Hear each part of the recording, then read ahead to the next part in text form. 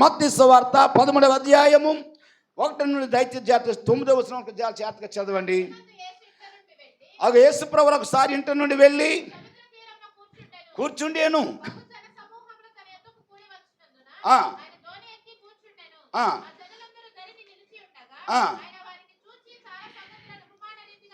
చూసారు, యేసు ప్రభువు ఉపమాన రీతిగా చెప్పారు అందరికి. ఏంటి ఉపమానము? ఎట్లనగా అదిగో చూడండి, ఒక యజమానుడు లేక ఒక ఇత్తువాడు ఒక రైతు విత్తడానికి వెళ్ళాడు. అది కొన్ని విత్తనం త్రోవ ప్రక్కన పడ్డాయి. అలా 9 వరకు చదివేమంది. పక్షులు వచ్చి బాగా వినాలి. ఇప్పుడు ఇలా చెప్తే మీ ఇందులో అర్థం, నేను వివరించేటప్పుడు ఇంకా అర్థం అవుతుంది. ఇక్కడ ఎప్పుడు కొన్ని విత్తనాలు త్రోవ పక్కన పడ్డాయి. అందుకప్పుడు రైతు వేసినప్పుడు, యజమాని వేసినప్పుడు ఒక చోట పడవు కదా, కొన్ని అలాగా కొన్ని ఇలా పడతాయి కదా. ఇలా 4 చోట్ల 4 విధాలు పోల్చి చెప్పాడు దేవుడు. అక్కడ 4 ప్రక్కన పడ్డాయి. కొన్ని విత్తనాలు ఎక్కడ పడ్డాయట?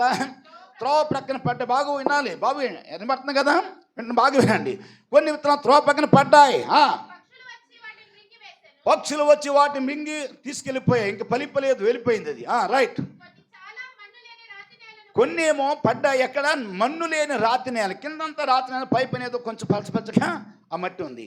ఆ రాతి నేల పడ్డాయి. లోతుగా ఉండనందున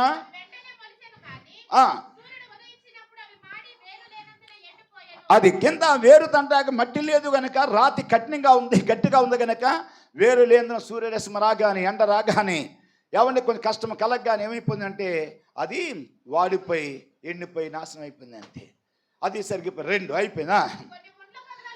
3వది ముండ్ల పొదలలో కొన్ని పడ్డాయి. అది ముండ్ల పొదలు మట్టి బాగుంది కదా, ఎదిగి మొలిచాయి. కానీ మొలుస్తున్నప్పుడు పైన ముళ్ళ కంపలు ఉన్నాయి, ఆ ముళ్ళ తుప్పలు ఉన్నాయి, ముళ్ళ కంపలు ఉన్నాయి కనుక వాటిని ఎదుగుతున్న మొక్కలను ఏం చేయాలంటే అణిచివేశాయి. అవి ఎదగలేకపోతున్నాయి, ఇంక వాటిని చేతికి రాలేకపోతున్నాయి.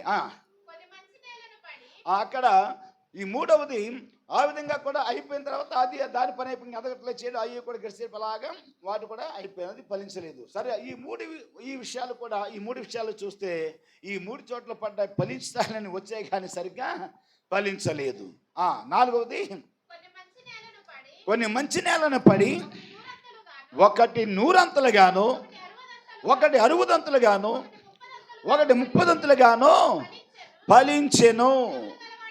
చెవులు గలవాడు వినుగాక.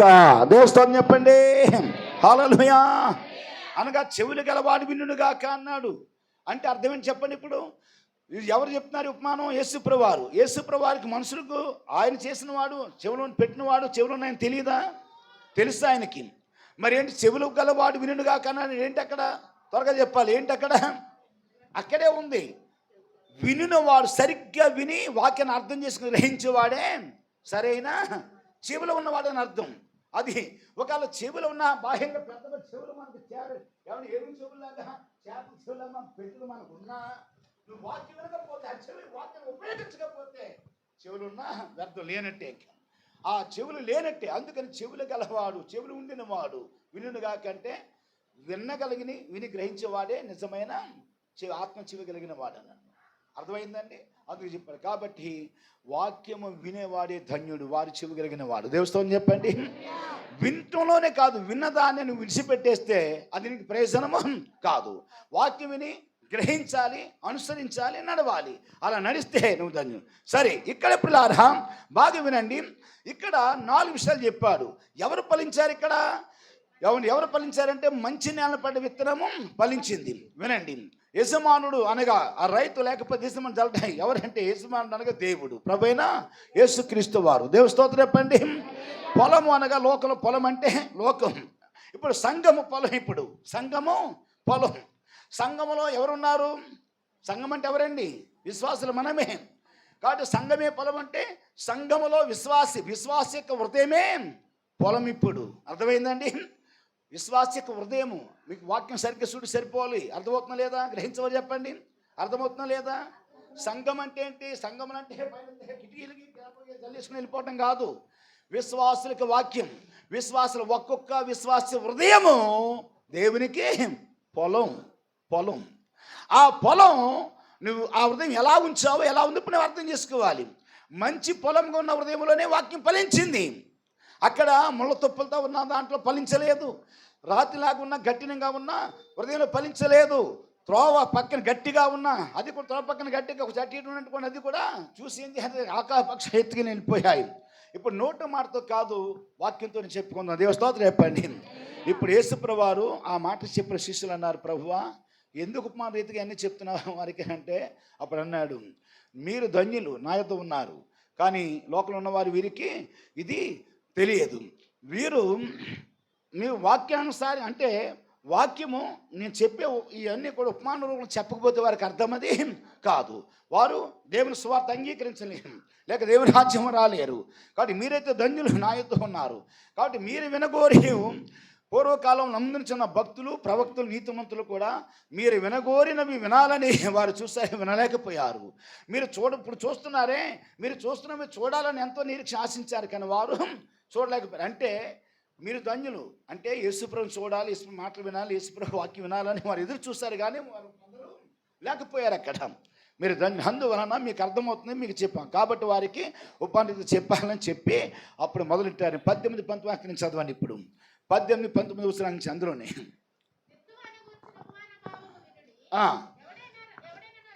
బాగా ఎవరండి ఇప్పుడు యేసుప్రభు చెప్పిన ఒక ఉపమానం మనం చూద్దాం. యేసుప్రభు విత్తువాని గురించి ఉపమానం ఏంటంటే, ఎవడైనను రాజ్యమును గూర్చిన వాక్యమును విని గ్రహింపనుండక దుష్టుడు వచ్చి అది వాని హృదయంలో విత్తబడిన దానిని ఎత్తుకుని పోవును. త్రోవ పక్కన విత్తబడిన వాడు వీడే. ఎంత భయంకర హతమవుతుందండి ప్రియముల వారు గమనించండి. ఇక్కడ ఎవరిని విత్తువాని ఉపమానం భావమంటే చెక్క ఎవడైనా రాజ్యమును కూర్చున్న వాక్యము విని, రాజ్యం అనగా ఏ రాజ్యం అండి? లోకరాజ్యాలు కాదు. వాక్యము పరలోక సంబంధించింది, పరలోక రాజ్యం. రాజ్యంను కూర్చున్న వాక్యం అంటే విత్తనం. ఇప్పుడు అర్థమైందండి. యేసుప్రభువు ఇక్కడ ఎక్స్ప్లెయిన్ చేస్తున్నారు ప్రజలకి, శిష్యులకి. వాక్యము విత్తనము, పొలము లోకము. లోకమైతే ఇప్పుడు ఆ పొలం ఏదని చెప్తున్నాం? సంఘం. సంఘంలో లోకంలో కూడా ఏంటి? లోకం అంటే మట్టి మశానం కాదు. లోకం ఎవరు? మనుషులే కదా. మనుషుల హృదయాలలో వాక్యం ఉన్నప్పుడు వాక్యం ఏం చేయాలి? క్రియ జరగాలి.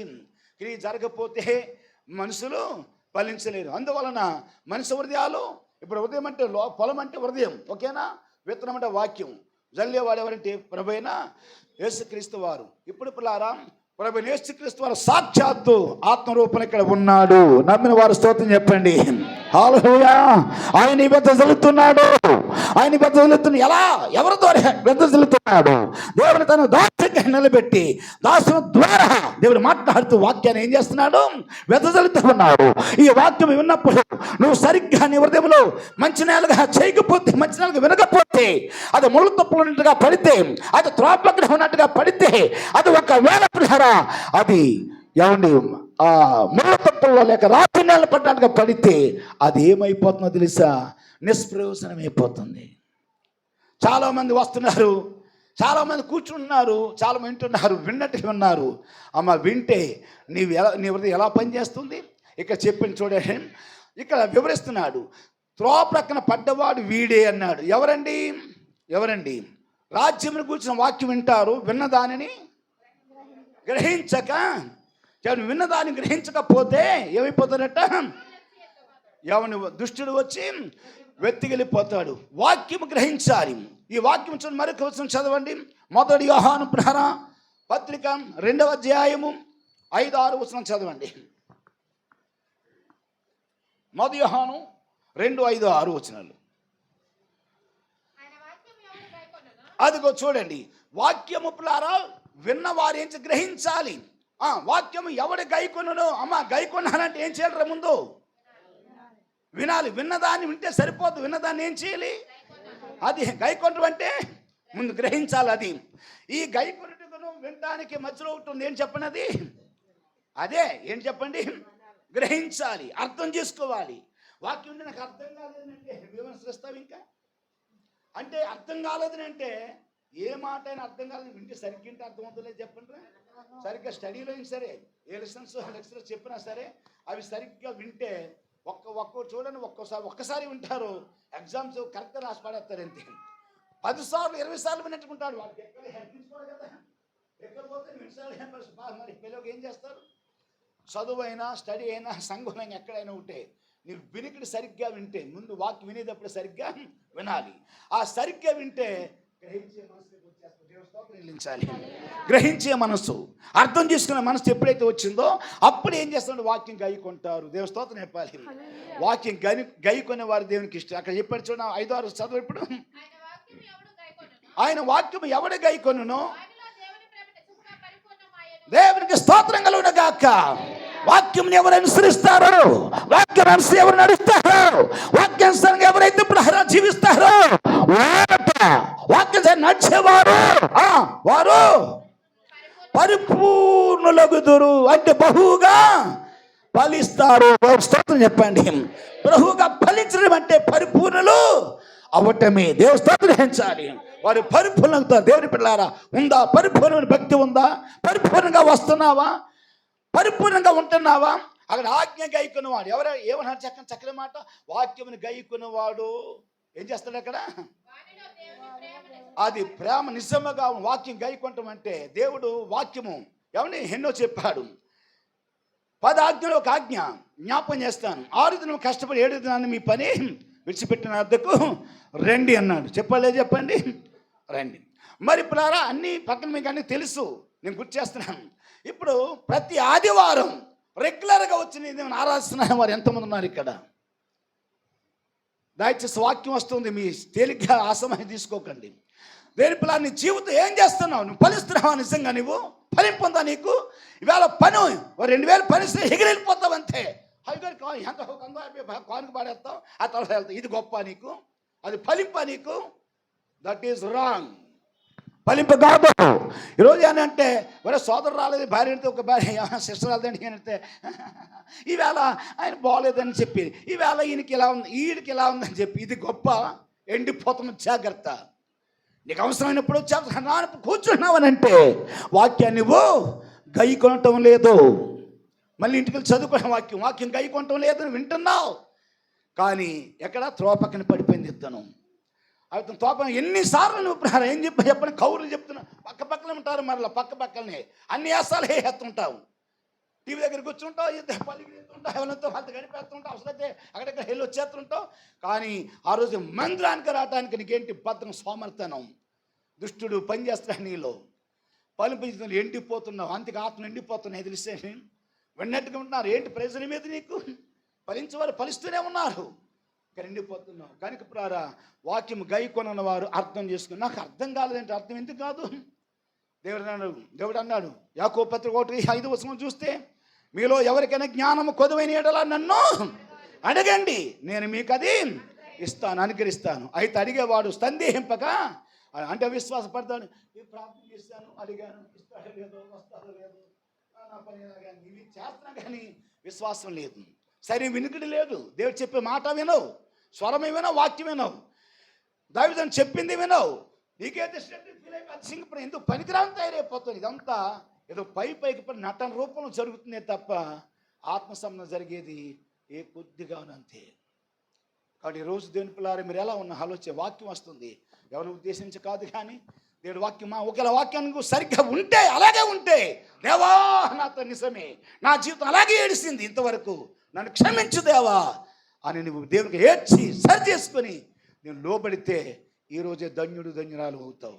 దేవస్తోని చెప్పాలి. నువ్వు వినేసి విడిచిపెట్టేస్తే త్రోపక్కన పడ్డవాడిని పోలింటావు. త్రోపక్కన పడితే ఆ వాక్యం నీకు పని. సరే పూజ అయిన తర్వాత చెప్తున్నది అక్కడ అది అక్కడ ఎవడైతే నా వాక్యం గైకుంటాడో వాడు పరిపూర్ణుడగును. తర్వాత నా యందు ఆయన యందు నిలిచి ఉన్నవాడునని చెప్పుకునేవాడు. అది నేను ఎలాగ నడుచుకుంటునో అలాగనే తారుకు నడుచుకుని భక్తుడై ఉన్నాడు అని అడ్వాన్స్గా ఉన్నాడట. దేవస్తోత్రం చెప్పండి అమ్మా, చెప్పండి. ఇప్పుడు ఫలించేవారు అర్థమని చెప్పండి. యేసుప్రభువు వారు సేమ్ ఏలాగైతే నడిచాడు అదే పోలికలో అయ్యి బాబు ఆయన దేవుడు యేసుప్రభువు మరి నువ్వెందుకు రక్షింపడు, మరి ఆయన శక్తి ఎందుకు, ఆయన స్వరం ఎందుకు, ఆయన బాప్తిస్మం ఎందుకు నీకు, ఆయన వాక్యం ఎందుకు, ఆయన సంఘం ఎందుకు నీకు? నువ్వు అలాగే నడవాలని. నువ్వు నడవలేమో చెప్పలేదు ఎక్కడ దేవుడు. పిల్లారా, నీ బద్దకు నీ పనితనం అంటే అలా చూపిస్తున్నావు. కాబట్టి దేవుని కొరకు సంపూర్ణంగా ఉంటే, దేవుడు నిలిచి ఉంటే, ఖచ్చితంగా జరిగింది. దేవుడు నిలిచి ఉంటే, నిలిచి ఉన్నవారు నిలిచి ఉంటారంటే సంఘానికి వచ్చి ఏం చేయాలి, వెళ్ళిపోతాం కాదు. వచ్చిన వాక్యాన్ని అనుసరించి వాక్యం వింటాం, ప్రార్థన వింటాం, పరిచయం చేసుకోవడం, అంత నాది మనది అని పరిచయలు సాగటం, దేవుని కొరకు సమయం వచ్చినప్పుడు అధికంగా దేవుని కొరకు ఇవ్వటంలో కూడా దేవుని ఆజ్ఞ తెలుసండి. రావటంలో కూడా దేవుని ఆజ్ఞ, ఇవ్వటంలో కూడా దేవుని ఆజ్ఞ. సంపూర్ణ దేవుని కొరకు ఏం చేస్తారు, ఫలించేవారు ఏం చేస్తారు, అడ్వాన్స్గా ఉంటారు. అడ్వాన్స్ బద్దులై ఉన్నారు. ఏమంటే ఆయనలాగా నడుచుకోవడానికి బద్దులై ఉంటారు. ఎవరికైనా ఇచ్చి దేవుడు ఇచ్చాడా, ఇవ్వడానికి అడ్డు పెట్టమన్నాడా? చెప్పాలి మీరే త్వరగా. అక్కడ కైసరు పన్ను ఇవ్వడానికి వచ్చినప్పుడు పేతురు గారు శిష్యులు అడిగితే ఆ శాస్త్ర పరిషత్ గారు, ప్రభువా ఇది కైసరు కూడా మరి పన్ను ఇవ్వచ్చా ఇవ్వకూడదని అంటే ఒక కాయిన్ ఒకటి తీసుకురమ్మన్నారు. తీసుకొచ్చారు. రూపాయిగా అక్కడ అదే అనుకోండి, తీసుకొచ్చి పంపిస్తే దాని మీద కైసరు ముద్ర ఉంది. అని చూడండి, మన రూపాయల మీద గాంధీ ముద్ర, ఏమైనా రాజు ముద్ర ఉంటుంది కదా, అలాగే ముద్ర ఉంది. ఇది ఎవరిదని అడిగితే ఏం చెప్పండి, ఇది కైసరి. అప్పుడు అన్న కైసరికి ఇవ్వండి, దేవునికి ఇమ్మన్నాడు, వద్దన్నాడా? మరి నువ్వేంటి ఇప్పుడు రారా దేవునికి? నీ ఇష్టానుసారం వాడేసుకుంటే శాంతి చేస్తావు, కానీ అంటే నీ సొంతం వాడేసుకొని దేవునికి ఇస్తున్నావా? నువ్వు దేవునికి ఇచ్చే మనసు ఉందా? ఈరోజు అడ్వాన్స్గా ఒక బిడ్డ తీసుకుని వచ్చి 2000 రూపాయలు కొత్త కానుక ఇచ్చేసిందండి. అడ్వాన్స్ ప్రథమ పొలం. ఆ బిడ్డే ప్రథమ పొలం. ఈరోజు ప్రథమ పొలం నీవేరా అంటే ఇదిగెళ్ళినామంటే అయ్యబాబు అయ్యారు ఏమన్నా అవసరం వాడు తర్వాత రేపు ప్రకటిస్తాం కదా వచ్చేవారు అని అంటే, వద్దున గారు ఇంకా ఇప్పుడు ఎలా ఉంది సార్ ఇప్పుడు తీసుకొని చెప్పి 2000 రూపాయలు కానుక ఇచ్చేసింది. దేవస్థానం చెప్పండి. అంటే దేవుని కొరకు ఏం చేయాలి ఇప్పుడు? ఆ మనసు చెప్పండి, కుతూహలం ఏం కొట్టుకుంటుంది చెప్పాలి. దేవుని కొరకు ఫలించాలన్నా వెనకవ్వాలన్నా? ఫలించే హృదయాలు ఉన్నవారు ఇలా చేస్తారు. ఫలించే హృదయాలు ముందుగా వచ్చేస్తారు. ఫలించే హృదయాలు దేవుని పని ఏదైనా సంపన్న చేస్తారు. దేవుడు చెప్పింది అదే, నా ఆయన నిల్చుండేవాడు అలా ఉంటాడు, నన్ని పోలు నడుచుకుంటాడు అన్నాడు. ఇప్పుడు ఇచ్చే పోలు దేవుడు ఇమ్మన్నా పోలికి ఎవరిదండి? దేవుందేనా? మరి నువ్వేంటి పెద్ద కానీ కోడికి ఈకిలు తీసినట్టు కానీ పెద్ద వాక్యం తీసినట్టు కానీ ఎవరిని తెలిసిన వాడు సరే పద్ధతి కానీ వాడు ఏదో రకం చేసుకుని ఏదో చెప్తుంటుంటే అది ఇవ్వద్దు ఇది అని చెప్తే అదానికి కావాల్సింది ఇప్పుడు నో అది దేవుని వాక్యం సరిగ్గా చదవాలి, వినండి, అనుసరించి. ఎవరో చెప్పడం కాదు, ఎవరు చెప్పాడు, ఎవడ మాటలంటే నువ్వు బ్రతుకు చెప్పడం నాశనం అయిపోతావు అంతే. నీ తండ్రి నీ తల్లి నీ ఇంట్లో ఉన్నవాళ్ళు నీ తల్లి అని చెప్పాలి. బయట వాళ్ళు చెప్తున్నట్టుగా నడుస్తావు ఇంట్లో. బయట వాళ్ళు చెప్తుంటే నేను వీళ్ళకి విరోధం అయిపోతాం, వాళ్ళు మాట్లాడుతూ పోతామంటే బయటకి ఇష్టాన్ని సరి వదిలేస్తారు, ఇంకా నాశనం అయిపోతావు. ఎవరు అలా చేయరు. తల్లిదండ్రుల మాట దాటుకుని వినాలని, అలాగే సంఘ మాట దైవజనం చెప్పే మాట దాటుకుని జాగ్రత్తగా వింటే బ్రతికి బట్టగట్టి పరలోకి వెళ్ళిపోతుంది. దేవస్థానం చెల్లించాలి. అర్థమవుతుంది. పరిశుద్ధాత్మ ఉన్నాడు, ఆ జ్ఞానం దేవుడు ఇచ్చాడు. ఇక్కడ పరిశుద్ధాత్మ ఉన్నాడు. ఒకటి ఏం చెప్పినా సరే మీకు దీవెన అవటానికే. నాకు తెలుసు ఈ వాక్యం నేను మామూలు చెప్పడం కాదు, దేవుడు చెప్పడానికి దేవుడు స్వయంగా నేను అక్కడ ఆశ్రయాలు చూపుడు ఆ వాక్యం నేను ఈ సబ్జెక్టు దేవుడు నాకు ఇచ్చిన సబ్జెక్ట్ మీరు చెప్తున్నాను. దేవుడు చెప్పండి హల్లెలూయా. కనుక ప్రియమైన వాళ్ళారా, మీరు దయచేసి ఫలించాలంటే ఇక్కడ ఏం చేయమన్నారు చూస్తారా? నా ఆయన నిలిచి ఉన్నవాడు పరిపూర్ణ అవుతాడు, పరిపూర్ణ అయ్యేవాడు వాక్యాన్ని గైకుంటాడు. వాక్యం గైకున్నవాడు పరిపూర్ణుడు అవుతాడు, ఫలిస్తూ ఉంటాడు. లింక్ అన్నీ తెలుసా? కాబట్టి ఇది లేదు అని అంటే, ఇది సంఘం వస్తున్నావు నీకు అనుసరిస్తలేదు అంటే, నీవు ఎక్కడున్నావంటే ఎలా ఫలించావంటే త్రోపకన పడ్డ విత్తనాన్ని పొలవాడు వీడి అంటే వారే, స్త్రీ అని పురుషున వారు ఏం చేస్తారంటే సైతాన్ తన్నికిపోద్ది. పక్షులు అనగా ఏంటో చెప్పండి, సైతానుడు. ఆకాశ పక్షి వచ్చి గ్రద్దో కాకులో పిచ్చుకలో లేకపోతే వేరే పక్షులు వచ్చి ఏమైపోతాయి, అవితో వేరిగిపోతాయి. అనగా గ్రహించిన వారు హృదయంలో వాక్యము ఉండదు. వాక్యం ఏం చేస్తాడు వెంటనే, అయ్యా ఎందుకు ఏంటంటే నీలో మూసిపోయింది, చెత్త వేసి మూసేసావు, దాన్ని అంత లోపల పెట్టేసి మూసేసావు. వాక్యం వెంటనే అది జీర్ణించుకోకపోతే అమ్మా అర్థవత జాగ్రత్తగానండి. మీ శరీరం చెప్తాను, నువ్వు తిన్న భోజనం అమ్మా నువ్వు తిన్న వెంటనే అక్కడి నుంచి ఏమవ్వాలి, నీ శరీరంలో అది జీర్ణం అవ్వాలి, డైజెషన్ అవ్వాలి. అది జీర్ణం అవుతుంటే నీ శరీరానికి బలమిచ్చి చెప్పండి బలమిచ్చి నీకు చక్కగా రక్తం ఇచ్చి నీకు అన్ని అవయవాళ్ళని పనిచేసి ఆ పిప్పు పోద్దంతే ఉన్నదంతా నీకు ఉపయోగపడుతుంది. అయితే జీర్ణం అవ్వలేదు అనుకోండి, తిన్నదల్లా జీర్ణం అవ్వకపోతే జీర్ణం అవ్వక ఏం చేస్తేప్పటి భయంకర తేనుపులు వచ్చేస్తాయి. అప్పుడు ఆ భోజనం ఎలా పోద్దాం చెప్పండి మోషన్ ద్వారా గాను లేకపోతే వాంతి వచ్చాం పోతాయి. అప్పుడు నీకు బలం అది చూసారా, జీర్ణించుకోలేదు కాబట్టి జీర్ణించుకోలేని బలహీనత నీలో ఉంది, పోద్ది. ఇప్పుడు కూడా అది నువ్వు వాక్యం విని అమ్మా వినాలి. చూడండి, వాక్యం విని నాకు జ్ఞానం లేదు అనక్కో, దేవుడు అడిగితే ఇస్తానన్నాడు కదా. ఆ వాక్యానుసారంగా జ్ఞానం అడగాలి. అవిశ్వాసపడితే అడగండి. ఎవరిని సముద్రం తరంగాన పోయిన అవిశ్వాసపడి పడిన సముద్రం తరంగాన పోయిన వచ్చేసి అలాగనిపోయినట్లుగా ఉద్రేకున్నప్పుడు వచ్చేసి ఆ తర్వాత సప్పబడిపోయి పక్కన సపాలు చేయటం నీ బ్రతుకు అలాగే ఉంటాం. అది మంచిది కాదు. అలా ఉంటే దేవుడిని నర్శించడు. కాబట్టి విశ్వాసం అయితే అడిగేవాడు సందేహం అడిగితే విశ్వాసంతో అడిగితే వాడి జ్ఞానాన్ని దేవుడు ఏమన్నాడు, ఎవరి గద్దించుకొని అందరికి ధారాళంగా ఇస్తానన్నాడు. దేవుని సంపూర్ణ ప్రేమతో అడిగితే. కాబట్టి అమ్మ జ్ఞానము, దేవాన్ని వాక్యం అర్థించిన జ్ఞానం ఇవ్వండి, నీలో నడుచుకునే జ్ఞానం నాకు ఇవ్వండి, నీ పరిశుద్ధాత్మ శక్తిని నాకు ఇవ్వండి, నీలో ఫలించే జీవితం నాకు ఇవ్వండి అని అడగాలి. మీరు అర్థమవుతుందండి అమ్మ? ఇక ప్రార్థన అది కావాలి. నాకు చూడాలి గట్టి దేవస్థానం చెప్పండి గట్టిగా అడగండి బాగా. ఇది మానేసేసి నువ్వు వస్తావు నీ ప్రార్థన దేనికి, నువ్వు మోకరిస్తే ప్రార్థన దేనికి? అమ్మ ఒకసారి అవసరమైతే బయట తీసుకుని ఉరికి పెట్టి చూద్దాం. జాతి వినాలి గది మీద అవ్వకండి. స్తోత్రం చెప్పండి హల్లెలూయా. దీన్ని ప్రార్థన దేనికి? అంతమా మోకరించగాంచి దేవా పిల్లని దీవించు, నా అల్లుని దీవించు, నా కూతురు నా కొడుకుని దీవించు, నా భర్తను దీవించు, నన్ను దీవించు, వాళ్ళు దీవించు, వీళ్ళు ఇదా? ఇది అయితే నీకు ఆత్మ ఎదిగిపోతావా? అని దీవెనిస్తాడు దేవుడు. ఈ దీవెన కొరకే చెప్పాడు. అది నువ్వు అడిగే ప్రార్థన ఫస్ట్ ఆఫ్ ఆల్ దేని కొరకమని చెప్పండి. ఫస్ట్ ఆఫ్ ఆల్ దేవుని కొరకు. దేని కొరకు? ఫలించిన జీవితం, ఆత్మ జీవితం వరకు అడగాలి. అడుగు తర్వాత. కానీ అభిమానించి ఎంతసేపు ఉపవాస ప్రార్థన చేస్తున్నదే, ఏం చేస్తున్నదే, జాబ్ రావాలి, అది రావాలి, ఇవన్నీ ఇవ్వడా దేవుడు? పుట్టినవాడు ఇవ్వడానికి మానేస్తాడా? మొదలు నా నీతి రాజ్యం ఎదకన్నప్పుడు ఏం కాదు అవన్నీ మీకు ఇస్తాను అన్నవాడు మిచ్చి మాటిచ్చిన తప్పుతాడా? తప్పడు రాపిల్లారా. మరి ఎందుకు మీరు అలా చేస్తారు? కనుక అది మానేసేసి ఎంతసేపు దేవుడు ఫలించాలి అలాగే ఎదుగుతున్నావు. ఒకసారి టాలీ చేసుకున్నావా? త్రాసులు పెట్టి చూసుకున్నావా? వాక్యాన్ని పెట్టి చూసుకున్నావా? వాక్యం వింటం కాదు, వాక్యము అర్థం లాంటిది అన్నాడు. వాక్యం ప్రహారా ఎవరిని శుద్ధి లాంటిది అన్నాడు. వాక్యం ప్రహారా ఎవరిని సబ్బు లాంటిది అన్నాడు. వాక్యం ప్రహారం ఏం చెప్పండి, నీరు లాంటిది అన్నాడు. వాక్యం అగ్ని లాంటిది అన్నాడు. వాక్యం అర్థం లాంటిది అయితే అర్థం ముందు ఇప్పుడు అన్ని చూసుకున్నట్లు వాక్యం ద్వారా చూసుకుని జీవిత విధానం అర్థమవుద్ది. రెండో మాట చదవండి త్వరగా.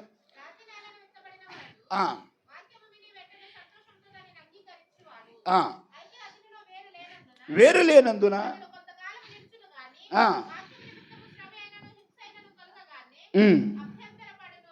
అది వాక్యము చూడండి. ఒకవేళ ప్రారం వాక్యముకు రాత్రి నేను పడివిత్ర మట్టి ఉన్నట్టుగా ఉంది. రాత్రి ఎలాంటి గట్టిదనం కఠినం అన్నమాట. ఉదయం చాలామంది కఠినమైపోద్ది, మూసిపోద్ది. ఎప్పుడు కఠినమైపోద్ది అండి? వాక్యం ఉందే ఆది లోపల వాక్యం వినకపోతే నీ హృదయం అయిపోద్ది, కఠినమైపోద్ది. అందులోకి వెళ్ళదు, ఇంక ఎప్పుడు వెళ్ళదు ఇంకా. అయితే ఆ హృదయం కఠినమైపోయిన కారణం ఏంటంటే ఆల్రెడీ బావులు ఉంటాయి. బావి పూర్వకాల బావిలు చూడండి, ఆ బావి మట్టితో తెరిపోయి గట్టిగా గట్టిపోయి ఉంటాయి. ఆ నీరు రాయం ఉన్నది. అందులో అన్ని చెత్త ఏమంది ఇసుక ఉంటుంది, కంకర ఉంటుంది, ఎవరికి మట్టి ఉంటుంది, ఏమంటే పీసులు ఉంటాయి, ఏమన్నా టెంకలు ఉంటాయి, ఏమండి నారలు ఉంటాయి, ఇంకేముంటాయి చెప్పండి, కాగితాలు ఉంటాయి, చెత్త ఉంటుంది. అందులో మునిగి వేస్తారు. నాన్న భయంకరమైన చెత్త అంతా ఉంటుంది. అది గట్టిగా అందులో అవసరమైతే దిగిపోయినా సరే కానీ కిందకది దిగదు. ఎందుకని? పూడ్చిపోయింది. దేంతో అది? నాన్న చెత్త అంతా. ఈ వాక్యం వినండి. హృదయమే ఆ బావి అంటే హృదయమే. ఈ హృదయమనే బావిలో బావి వినాలి. ఇప్పుడు ఎవరికి వచ్చి లోకం వరకు అనుకుంటున్నారా? కాదు, మన బావిలే, మీ బావిలే. ఈ బావిల్లో వాక్యం వెళ్ళకుండా నువ్వేం ముందు ఆ ఆశ, ఈ ఆశ, చెప్పండి, ఆ కోరిక, ఈ కోరిక, ఇవన్నీ చెత్త చెదారు తెలుసండి. దేవునికి మానేసేసి ఏమండి బ్రతుకు తెరువు కొరకు పిల్లారా. మరి బ్రతుకు తెరువు దేవుడు ఇచ్చామని దేవుడు ఇవ్వడా? అదే మానేసి దేవుని పక్కన పెట్టి అన్నీ మానేసేసి మరి ప్రార్థన ఉంటుంది. నియమక ప్రార్థన పక్కన ఉంటారు. మళ్ళీ ఏం చేస్తున్నామా? బుద్ధిలాగా ఏం చేస్తున్నారు చెప్పండి. మనం సరైన జీవితం లేదు. పర్లో వెళ్ళిపోతుందంటే ఒట్టి మాటలేనా? ఈ ఒట్టి ప్రార్థన అనేది నియమక ప్రార్థన ఉండదు, అవసరమైన ప్రార్థన ఉండదు. దేనికి వ్యక్తిగత ప్రార్థన చేసుకోవు. వాళ్ళు బాగా వస్తున్నారు, వాళ్ళు వస్తున్నాయి, వీళ్ళు చెప్పుకోవడం కానీ నువ్వేం చేస్తున్నావు?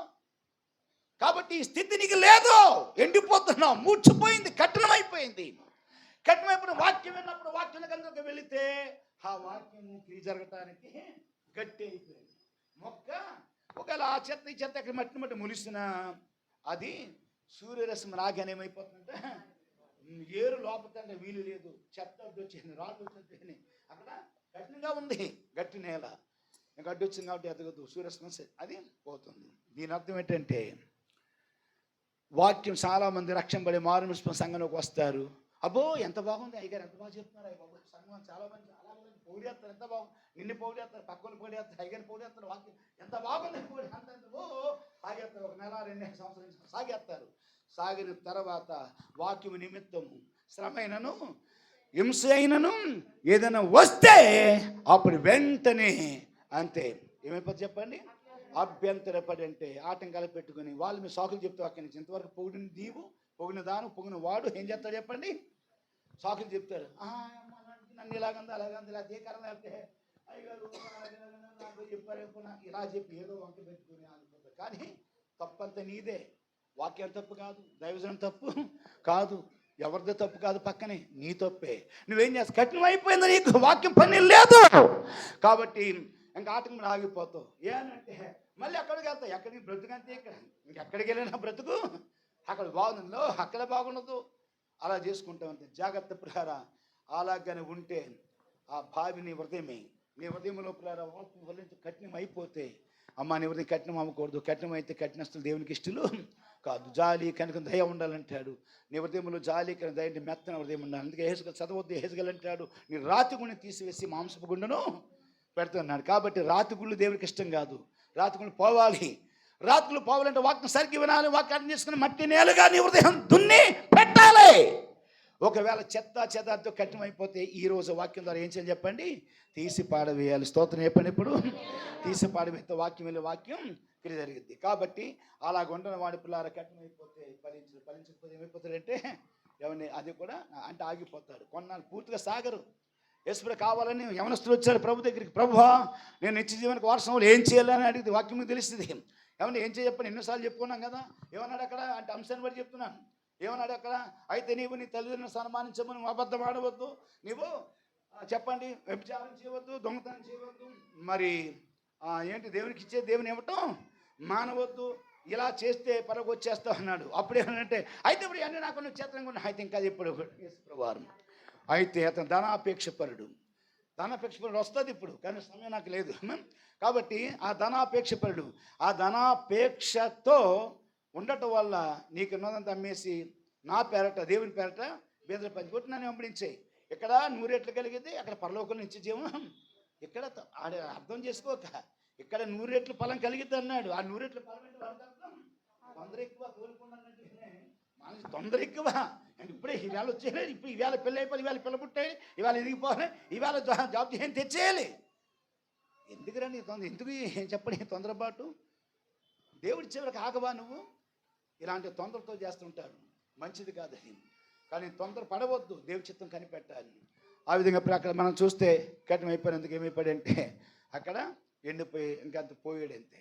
ఇంకా అయితే వ్యసనాకాంతుడు అయిపోయి ఇంకొస్తాం వెళ్ళిపోయాడు. అప్పుడు అన్నాడు ప్రభు, ధనవంతుడు దేవురాజును ప్రవహించట దుర్లభం, ఒంటి అయినా సూది బిడ్డను దూరిపోద్ది. కానీ అంటే అక్కడ కారణం ఉంది. ఒంట్లో అంటే సన్నం అంటే గేటు ఎరుసలేముకు ఉంది.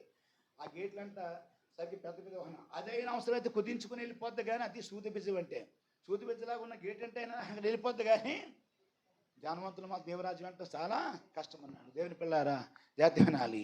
లోక సంబంధమైన ప్రధానాపేక్షతో ఉంటే జాగ్రత్త నాశనానికే కారణం. అందువలన ఇవన్నీ ప్రేమించి వాడితో ఉండి అది తవ్వకపోతే ఎవరిని పూడ్చబడిపోతే జాగ్రత్త. సైతాన్ని పూడ్చే నువ్వు బాగుందనుకున్నావు, లేదు నువ్వు ఏమైపోతున్నామో చెప్పాలి. వాక్యం వింటున్నావు కానీ పూడ్చబడిపోతున్నావు. ఏమండి ఎండిపోతుంది. ఎందుకో తెలుసా, అక్కడ మాట చెప్తారు. ఆ అబ్రహాము కాలంలో బావులు తవ్వించాడు. ఇస్సాకు కాలవస్తులకి ఫిలిష్తీయులందరూ ఏం చేశారంటే బావులు ఏమన్నా పూర్తి చేశారు. పూర్తి అయిన తర్వాత మళ్ళీ ఇస్సాకు గారు చెప్పని తిరిగి తవ్వించాడు. దేవ స్తోత్రం చెప్పాలి.